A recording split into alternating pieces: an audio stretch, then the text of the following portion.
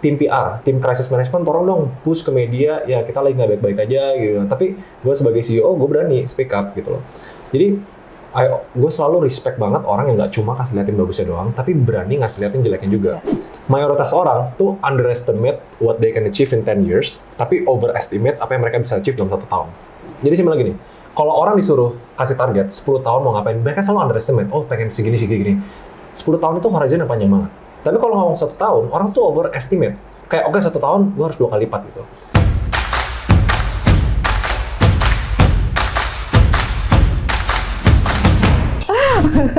Nah, menurut Ray sendiri juga beberapa investasi itu kan banyak ya. Ada investasi emas, deposito, terus juga saham, ya kan.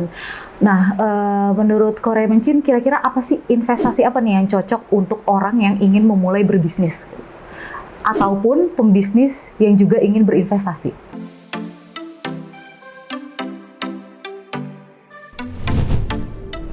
Ini kalau saran dari beberapa orang terkaya di Indonesia ya, mau tau nggak investasi terbaik apa? Katanya investasi di istri. Katanya gitu. Wow. Katanya istri yang salah, pasangan yang salah bisa membuat semua yang kita plan ke depannya bagus atau jelek. Tapi ya jawaban realnya, ini ngutip dari Warren Buffett juga sih. Kayak, there's no best or worst investment, tapi lebih ke invest in what you know. Kalau kita taunya di saham, go ahead paham.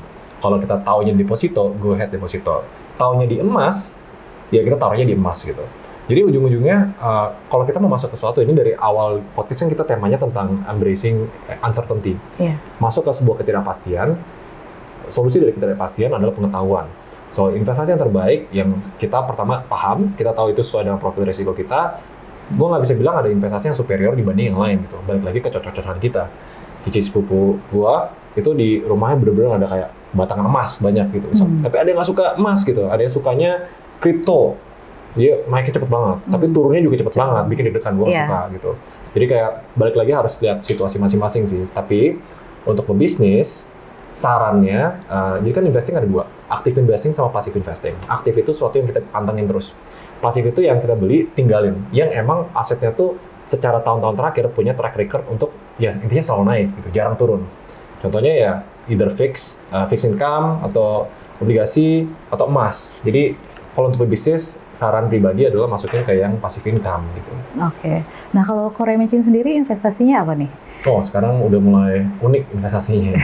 Jadi kan ada namanya conventional instrument, ada namanya alternatif instrumen. Yeah. Alternatif itu yang unik-unik, misalnya kayak orang investasi di jam tangan, di tas gitu-gituan. Konvensional kan saham, reksadana, dan teman-temannya gitu.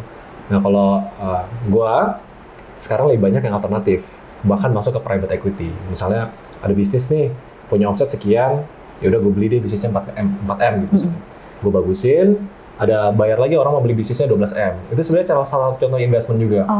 Tapi untuk yang pasif, yang konvensional tetap ada. Reksadana, emas juga sekarang ada, saham juga ada, kripto juga ada, properti belum ada, obligasi ada. Jadi kalau sekarang udah di tahap asetnya udah ada di banyak tempat gitu. Jadi tergantung dari style masing-masing. Kalau yang baru merintis, biasanya disaraninnya concentrated, fokus ke 1-2 aset aja gitu. Tapi kalau udah mulai lumayan banyak, kok kayak sombong ya?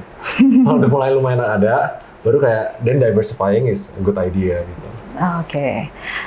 Nah aku kan juga pernah ngeliat nih di salah satu video reels Koreman bahwa modal itu sebenarnya alat yang paling besar untuk mempermudah dan mempercepat laju bisnis. Benar. Itu setuju atau nggak? Yes, modal adalah cara untuk mempercepat perkembangan bisnis. Itu agree. Oke. Kalau misalnya modal pribadi di tangannya udah habis, terus ingin meminjam modal untuk usaha gitu ya, kepinjaman kayak misalnya ke bank atau kayak gitu, menurut Korea Mencin gimana? Kita harus patahin satu dulu ya. Orang rasa hutang itu menyenangkan. Yeah. The world, ekonomi dunia, ekonomi global is revolving on debt. Hutang itu yang bikin ekonomi dunia itu berputar. Tapi harus ngerti cara hutang itu, lagi gini, kalau orang pengen grow cepat, harus kenal yang namanya leverage.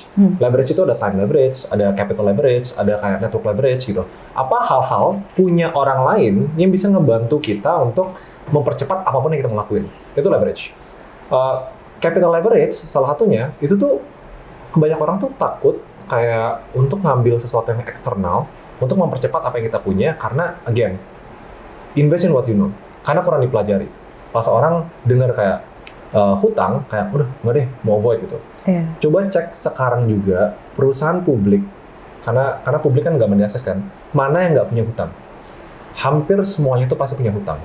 Karena itu bisa ngebantuin kita untuk kayak punya better cash flow, untuk kayak nge-fund capital jangka panjang, selama kita bisa plan it right. Ya, asal jadi, digunakan juga dengan baik gitu ya. Asalkan digunakan dengan baik gitu. Tapi kalau hutang misalnya untuk beli kopi 80.000 gitu misalnya, nah itu mungkin beda cerita ya. Iya, tapi tiap hari jajan kopi gitu ya kan. Iya.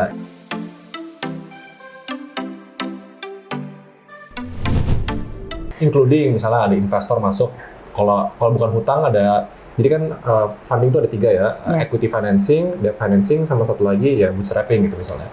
Termasuk kalau misalnya ini kita punya bisnis, ada investor mau masuk saham gitu misalnya, itu juga nggak salah gitu.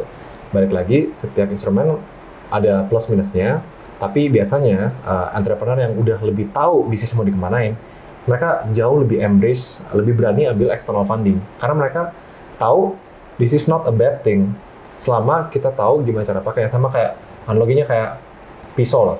Pisau itu kalau chef yang terbaik di dunia bisa bikin makanan terenak di dunia. Tapi untuk dia tangan yang salah, kita nggak tahu cara pakainya, bisa jadi hal buruk. Jadi nggak ada namanya kayak bad or good thing, external funding. Kalau emang tujuan untuk mempercepat, untuk grow bisnisnya, I think it's a good thing.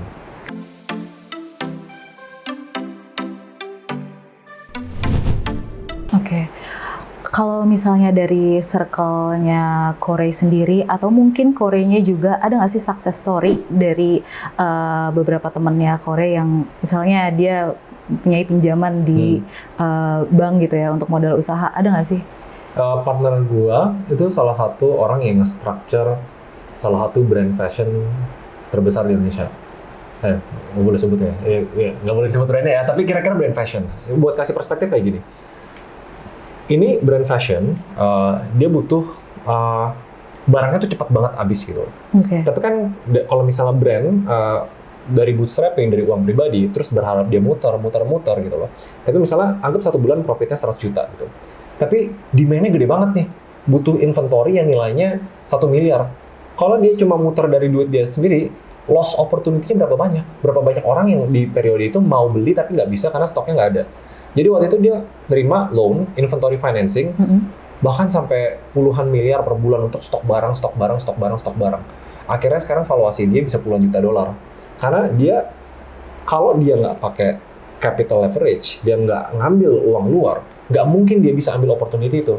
Apa yang harusnya dia bisa achieve di 5 tahun, mungkin butuh achieve 20 tahun. Jadi leverage itu kayak gitu kan, mempercepat, itu bergambaran banget gimana cara kita mempercepat growth bisnis kita gitu. Itu salah satu study case yang oke sih.